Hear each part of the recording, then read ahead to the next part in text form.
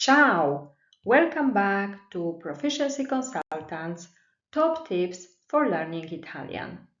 Today, we're talking about the important step to mastering a language, practicing actively. It's easy to fall into the trap of passive learning, like watching videos or listening to podcasts, without truly engaging.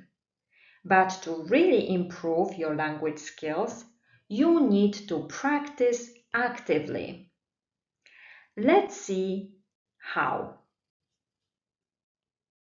First, repeat out loud.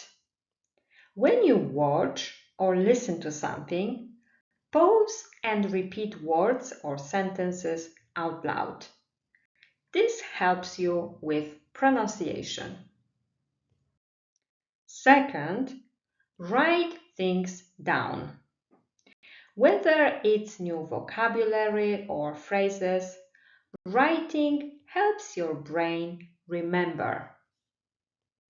Last but not least, speak as much as possible, whether it's with your language partner or by yourself. Getting comfortable speaking is key. Keep in mind, the more you engage with the language, the faster you will progress.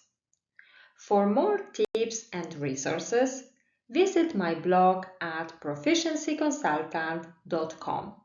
Be an active learner. Ciao!